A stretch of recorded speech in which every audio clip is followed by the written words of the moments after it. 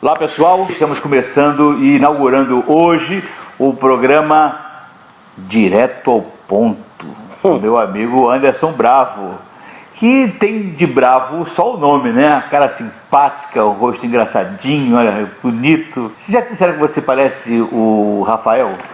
Quem é, Rafael? Do Tartaruga Ninja. Olha do que eu estou me arriscando. O homem aqui, esse ele é ser estudante de jiu-jitsu. Eu tomar uma mãozada aqui. Assim, eu quando era criança, diziam que eu parecia com Jairzinho. É verdade, lembra mesmo, é verdade. Isso pra lá, vem pra cá. Lembra mesmo. Aí depois que eu comecei a raspar a cabeça, eu passei a aparecer com um jogador chamado Pirulito. Esse eu não conheci.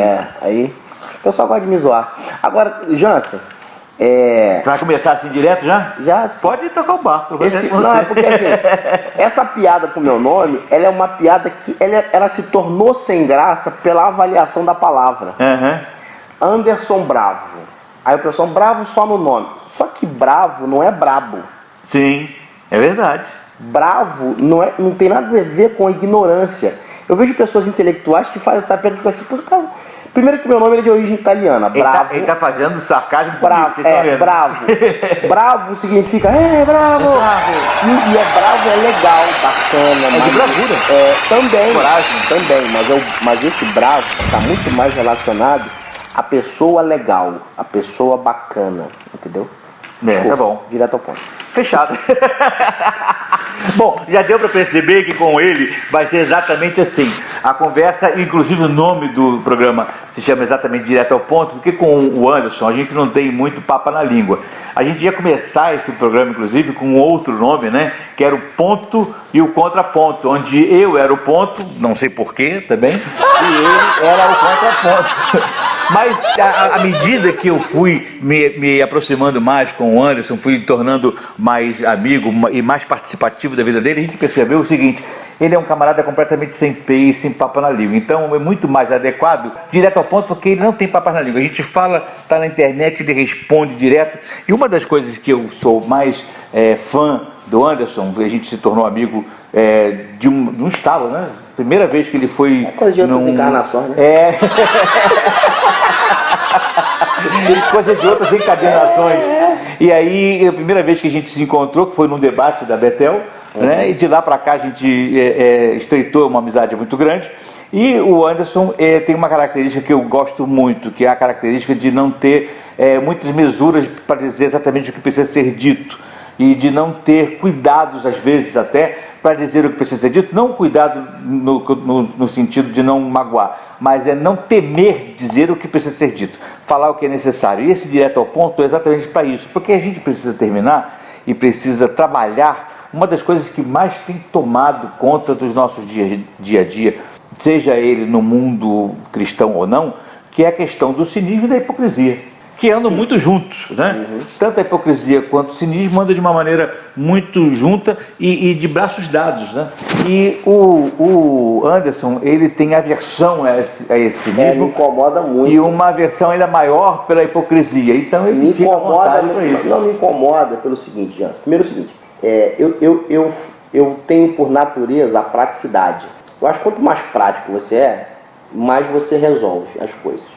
Essa coisa de você dar uma volta para falar uma coisa que é simples, a gente confunde muito conhecimento, ter conhecimento, com encheção de linguiça.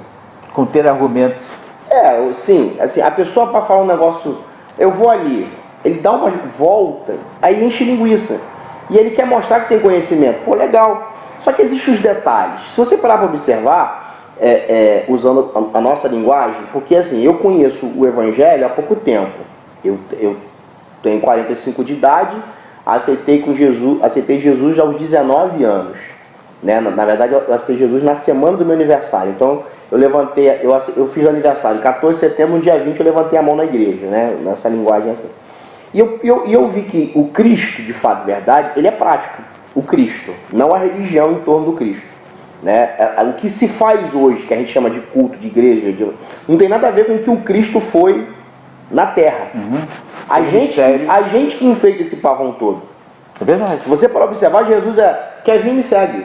Extremamente simples. Ele não chegava assim, olha só, estou montando aqui uma ideia, um pensamento, um raciocínio, e aí se você de repente, de acordo com a possibilidade da sua vida, observa o teu horário, segundo o seu pai deixar, sua mãe enquanto uma agenda. Enquanto uma agenda, porque a partir de agora eu estou com um pensamento dentro da cosmovisão. Cara, ele chega assim, você quer vir, me segue.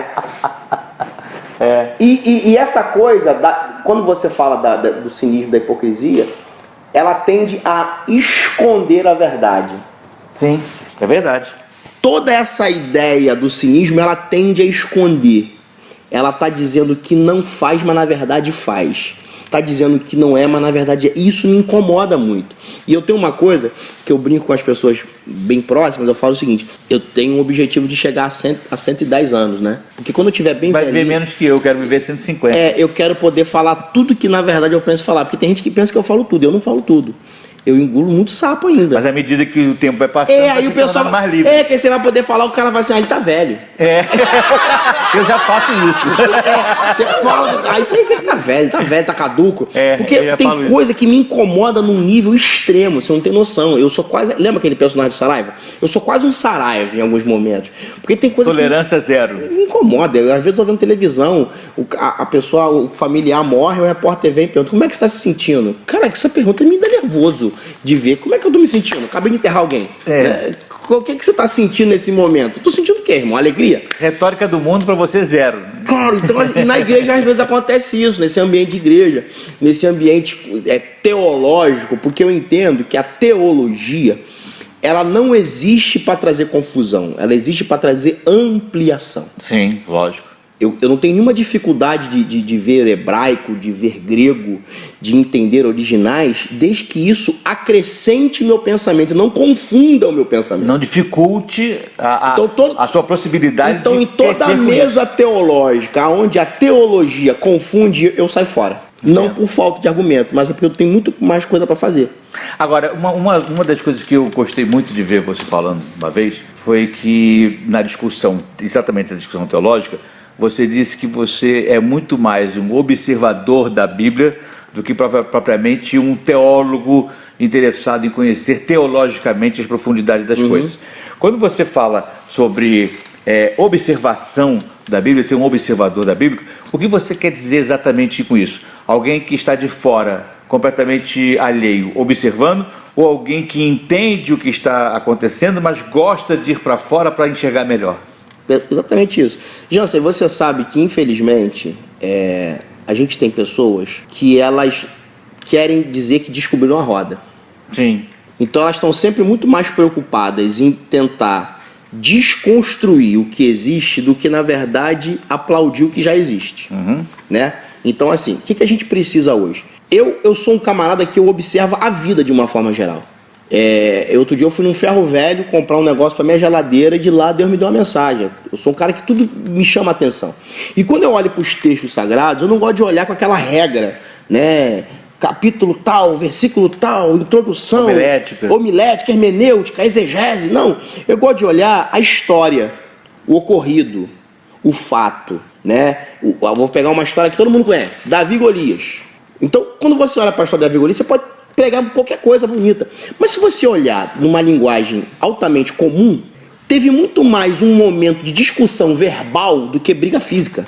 Sim. Não houve uma luta de Davi com Golias.